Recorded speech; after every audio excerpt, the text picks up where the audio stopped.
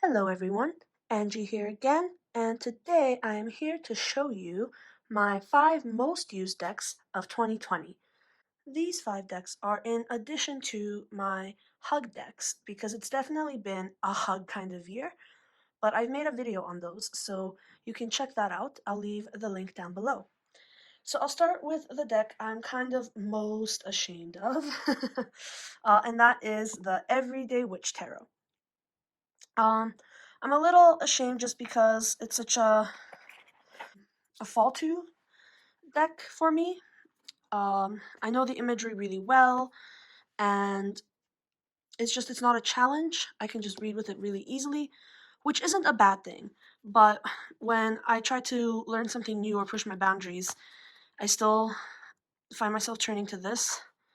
And it's also the deck that's out in my living room that other people use. They're free to use it, and oops, knocked the camera, sorry. And this is a deck that is used by me as well as others. This is my second copy now because the first copy got so beat up. I have that copy out in the shared space, and I keep this copy in my bedroom.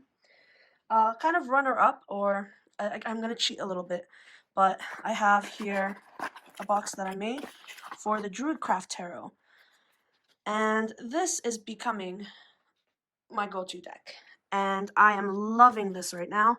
It's such a beautiful, down-to-earth deck. I know it's been around for a while, but it is new to me this year, and I've been using it a lot.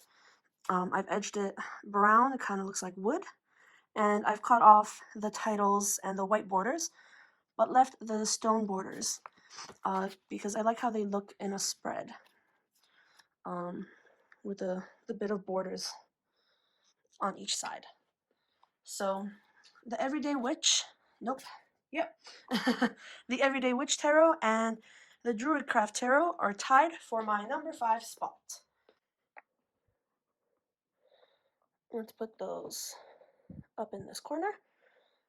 Okay, for my number 4 spot, I also have 2 decks, and that is the Light Visions and Prisma Visions.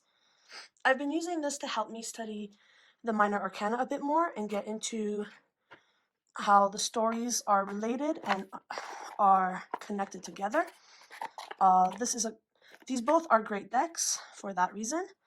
They are slightly different in imagery, but very, very similar. I have the second edition Light Visions Tarot and the, will you focus? 4th edition of the Prisma Visions. I've had the Prisma Visions longer, but I do also use them together. I'll mix them together and do a reading and kind of work on the light and shadow aspects in that way. But mostly, I've been using them for their minors. If I can find some cards that I have in order here.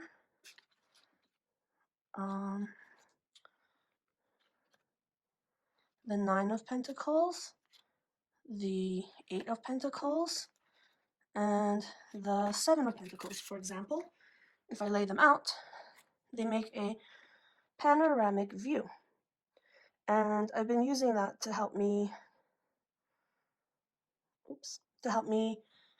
kind of connect the stories within the minor arcana.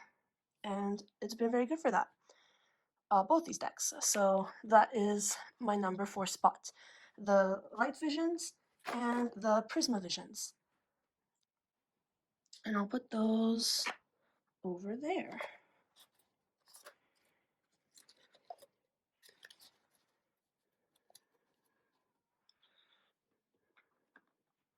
There we go.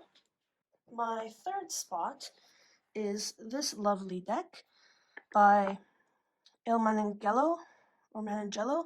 I'm sorry, I'm not sure how to pronounce it. The Fernando Grippa, Il Tarocchi, 1978.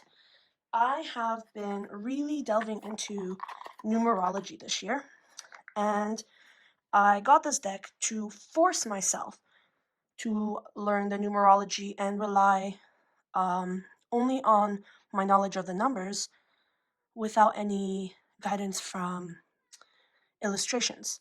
So, sorry, I maybe should have been showing these while I was talking.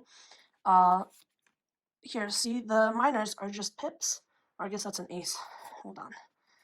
Let's find another one. This is my favorite Lover's card ever. I love the Major Arcana in this deck.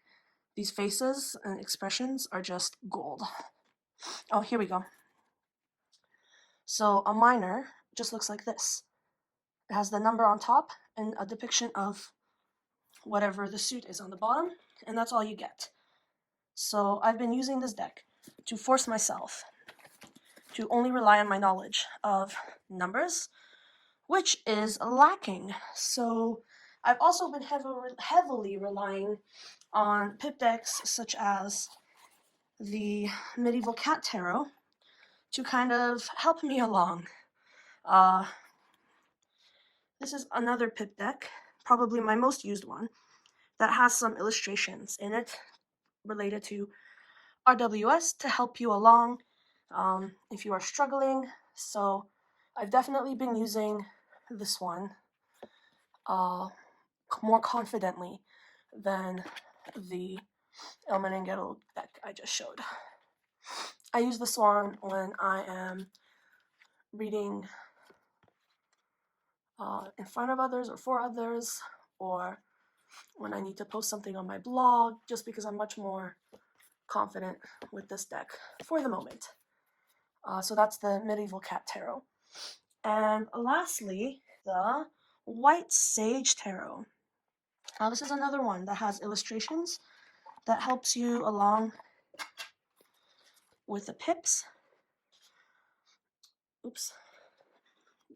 This is just another ace. Here you go, for example, the Seven of Cups. And it has some ribbons that are related to the chakras. And they are depicted interacting with the suits in different ways. So I've been really enjoying this. And out of all 5 of these decks, I think this one has been my favorite to work with for studying. It hits that sweet spot between what I know and what I don't know, so that I can still feel mostly confident when I'm reading with it, but still learn something new. So that is the White Sage Tarot. And these are my top 5 most used decks for 2020, other than my Hug decks, which again, I'll put a link down below. Thank you for joining me, and Happy New Year!